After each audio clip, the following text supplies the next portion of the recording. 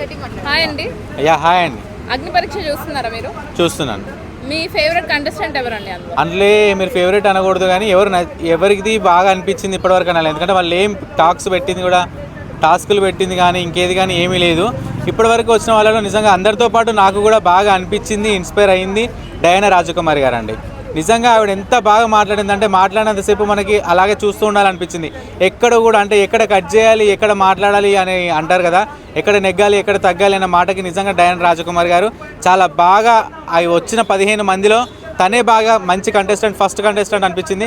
Direct big బాస్కి తీసుకున్న తక్కువేం కాదు అనిపించింది. ఎందుకు సింపతికి కనెక్ట్ అయ్యారా మీరు? సింపతి ఏముందండి, ఆమె ఎక్కడ కూడా సింపతి కార్డ్ని నేను సింపతిగా యూజ్ చేయకుండా మాట్లాడింది. అంటే కొంతమంది మాట్లాడే దగ్గర నాకు ఈ బాధలు ఉన్నాయి, ఈ కష్టాలు ఉన్నాయి అనేది చెప్పే విషయంలో అర్థమైపోతుంది మనకి. కానీ తన గట్స్, నేను ఎలా ఫేస్ చేశాను, ఏ రకంగా నేను లైఫ్ని లీడ్ చేశానని చెప్పేది చాలా ఖచ్చితంగా ఒకటే మాటతోటి ఏమంటారు ఒక స్ట్రాంగ్గా చెప్పింది ఆవిడ. ఎక్కడ కూడా సింపతిగా మాట్లాడినట్టుగా అనిపించలే. తన ప్రాబ్లమ్ని ఎక్స్ప్రెస్ చేసిన తప్ప కానీ సింపతిని మాత్రం ఎక్స్ప్రెస్ చేయాల. ఇంకా ఓన్లీ డయానానే వర్త్ అంటారా? ఇంకెవరు వర్తబుల్ కాదు? నాకు చూసిన వాళ్ళలో మాత్రం డయానా గారు చాలా బాగా అనిపించారు. ఇంకా వర్త్ కాదు అని నేను చెప్పాను, ఎందుకంటే జడ్జెస్ ఒపీనియన్ వేరు. యాజ్ ఏ ఆడియన్గా నా ఒపీనియన్ మాత్రం ఆవిడ చాలా పర్ఫెక్ట్ అనిపించింది. తర్వాత చరణ్ మహాదేవ్ కూడా చాలా బాగా చేసిండు. అబ్బాయి కామెడీ విషయంలో కానివ్వండి, స్పాంటనిటీ కానివ్వండి చాలా బాగా చేసినాడు, మంచిగా అనిపించింది అతను కూడా. కానీ ఎక్కడైతే శ్రీముఖి గారితో వచ్చేసి మీది నిజామాబాదే మాది నిజామాబాదే అని ఒక స్టెప్ వేసి సింక్ చేసిన చూసిలా, అక్కడ ఇదేదో పిఆర్ కంటెంట్ అనేది అనిపించింది, కొంచెం డౌట్ అనిపించింది. అదే నిజమా అబద్ధం మనకు తెలియదు, అనుమానపడడం మాత్రమే మన దగ్గర ఉంటుంది కానీ నిజాలు చెప్పేంత మనకైతే తెలియదు. ఆ టీం వాళ్ళకే తెలవాలి. నెక్స్ట్ వచ్చేసిన తర్వాత కొంతమంది ఫార్మర్స్ ఉన్నారు. సింగర్ ఝాన్సీ ఉంది. ఆవిడ ఆల్రెడీ సోషల్ మీడియాలో చాలా ఫేమ్ ఉన్నటువంటి వ్యక్తి. ఆమె కామనర్ అని చెప్పేసి ఏం అనిపించదు, ఎందుకంటే బయటికి వెళ్తే ఆవిడతో కూడా చాలామంది ఫొటోస్ తీసుకునే వాళ్ళు ఉన్నారు కదా. అప్పుడు ఆమె కామనర్ ఎలా అవుతుంది? ఇప్పుడు నేను వెళ్ళిన తర్వాత నేను ఎవరో గుర్తుపట్టకుంటే ఆమె కామనర్ అని చెప్పాలి. కానీ ఆల్రెడీ ఇప్పుడు వచ్చిన ప్రతి ఒక్కరు కూడా, అంటే సెలెక్ట్ అయిన ప్రతి ఒక్కరు, నేను డయానా రాజకుమారి బాగుందనే విషయం ఎలా చెప్పాను అంటే బాగా చేసిందని. అలాగే డయానా రాజకుమారి గారు కూడా బయట ఖచ్చితంగా ఆవిడ వెళ్తే చాలామంది ఆవిడని ఏమంటారు ఒక సెల్ఫీ తీసుకొని ఆవిడతో ఒక సెలబ్రిటీ ఫీల్డ్లోనే ఉంటారన్నమాట. అలాంటప్పుడు మనం ఆవిడని ఎట్లా ఒక కామనర్గా ట్రీట్ చేస్తాం? ఇంకా వచ్చేసరికి ఇంకా సెలెక్ట్ అయిన వాళ్ళలో ఒక అబ్బాయి పాపం పంది దొర్లండి అని చెప్పేసి అన్నారు. అంటే వాళ్ళు పెట్టిన టాస్క్ కూడా అక్కడ చూసుకున్నట్లయితే వాళ్ళు చెప్పింది, అతను ఒక ఫామ్లో రాశాడంట, నెక్స్ట్ జన్మలో నువ్వు ఎలా బ్రతుకుతావు, ఎలా పుడతావు అని అంటే నేను ఒక పందిలాగా పుడతా అని చెప్పాడు. అలాంటి టైంలో వాళ్ళు టాస్క్ పెట్టడం తప్పేం లేదు కదా. అంటే చాలామంది నెగిటివ్ ట్రోల్గా చేస్తున్నారు. జడ్జెస్ ఏంటంటే ఒక మనిషిని ఈ విధంగా చేయడం ఎందుకు, పందిలాగా దొర్లించడం ఎందుకంటే తను రాసిందే వాళ్ళు చేయించారు. అంటే నువ్వు ఇలా చేస్తావా చేయవని కూడా టెస్ట్ పెడతారు కదా, కానీ తను చేసింది కరెక్ట్గా చేయలేదు.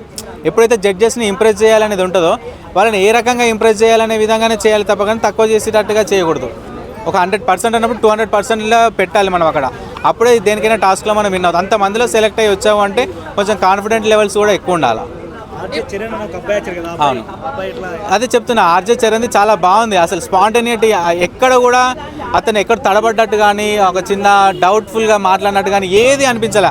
ఆయన కామెడీ కానివ్వండి, ఆయన టాస్క్లు కానివ్వండి, ప్రతి ఒక్కటి కూడా చాలా బాగా మాట్లాడాడు. కానీ పిఆర్ అనేది అయితే నాకు అనిపిస్తుంది, ఎందుకంటే శ్రీముఖి గారితో నిజామాబాద్ అనేసరికి ఆల్రెడీ ఇంకోటి ఏంటంటే తను కూడా ఒక ఆర్జగా చేస్తున్నాడు.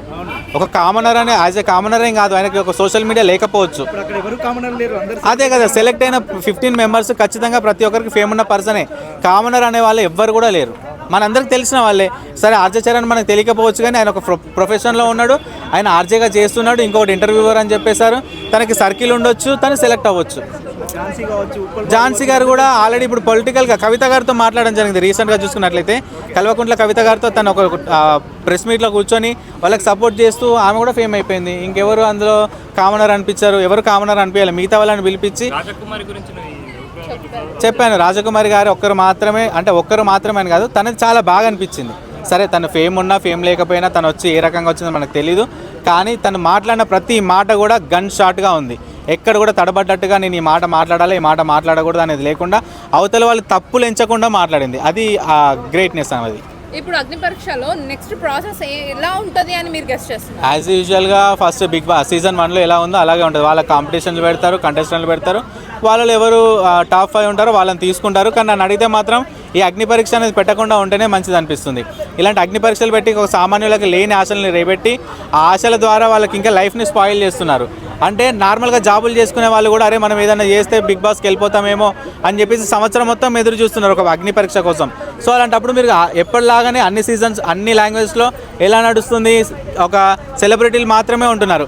అలాగే మన తెలుగులో మాత్రం ఎందుకు మీరు లేనిపోని ఆశలు పెట్టి వాళ్ళ జీవితాలతో ఆడుకోవడము? ఇంకా మీరు ఏం చేస్తున్నారంటే ఇప్పుడు పథకాలు ఇచ్చి ప్రభుత్వం పథకాలు ఇచ్చి ఏ విధంగా అయితే సోమరిపోతులని చేస్తున్నారో టీవీ ఫీల్డ్లో బిగ్ బాస్కి తీసుకెళ్తామని చెప్పేసి మీరు కూడా సోమరిపోతులను తయారు చేస్తున్నారు. మీరు ఒక టార్గెట్ పెట్టని లేకుంటే ఇప్పుడు మీరు తీసుకున్న 15 మెంబర్స్ అందరూ ఇన్ఫ్లుయెన్సర్సే కదా, ఆ విధంగా ఎవరైనా ఇన్ఫ్లుయెన్సర్స్ ఉంటే పలానా ఒక 1 మిలియన్ ఫాలోవర్స్ ఉంటే, ఒక 1 lakh ఫాలోవర్స్ ఉంటే మేము వాళ్ళలో టెస్ట్ పెడతాము, వాళ్ళ నుంచి తీసుకుంటాము అని అంటే వాళ్ళకి లోపల ఒక పట్టుదల పెరుగుతుంది. అరే మేము పెట్టుకునే సోషల్ మీడియాకి మేము ఒక ప్లాట్ఫామ్ క్రియేట్ చేసుకొని వెళ్ళాలి అనేటువంటి ఒక పట్టుదల ఉంటుంది. అంతేగాని ఎవరిని పడితే వాళ్ళని తీసుకుంటామంటే వాళ్ళు బయటకు వచ్చేసి వాళ్ళకున్న జాబులు చేసుకోకుండా ఏది చేయకుండా ఈ ఒక బిగ్ బాస్ అగ్ని పరీక్షని మాత్రమే పడుతున్నారు. అది కరెక్ట్ కాదు. ఈ అగ్ని పరీక్ష అనేది అవసరం లేకుండా ఉంటే మంచిదని నా ఒపీనియన్.